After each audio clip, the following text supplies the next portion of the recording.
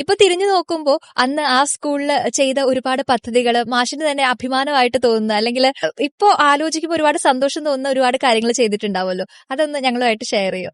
ആ വിദ്യാലയത്തിൽ നടപ്പാക്കിയ ഏറ്റവും മനോഹരമായ പദ്ധതികളിൽ ഒന്നായിരുന്നു കുട്ടികളുടെ വെബ്കാസ്റ്റിംഗ്.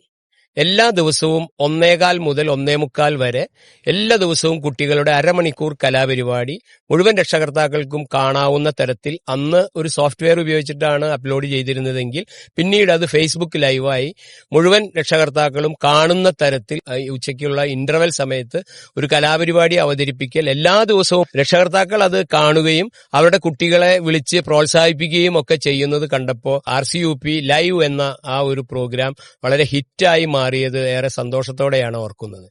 എന്നെ സംബന്ധിച്ചിടത്തോളം അത് ഏറ്റവും വലിയ ഒരു പരിപാടിയായിരുന്നു. പിന്നെ മറ്റൊന്ന് അവിടെ നടപ്പാക്കിയത് ഒരുപക്ഷെ 2011 തന്നെ എല്ലാ ക്ലാസ് റൂമും 23 ക്ലാസ് റൂമാണ് അന്ന് ഉണ്ടായിരുന്നത്. ആ 23 ക്ലാസ് റൂമിലും ചോക്ക് രഹിതമായി, ചോക്കില്ലാതെ പഠിപ്പിക്കുന്ന തരത്തിൽ വൈറ്റ് ബോർഡും മാർക്കർ പെന്നും ഉപയോഗിച്ച് പഠനം നടത്തുന്ന ഏക വിദ്യാലയമായി സംസ്ഥാനത്തെ ആ വിദ്യാലയം മാറി എന്നുള്ളതാണ് ഏറെ സന്തോഷകരമായ മറ്റൊരു അനുഭവം. അന്ന് ഡിക്ലെയർ ചെയ്തത് അന്നത്തെ മണലൂർ MLA പ്രിയപ്പെട്ട ശ്രീ PA മാധവൻ അവർകളായിരുന്നു.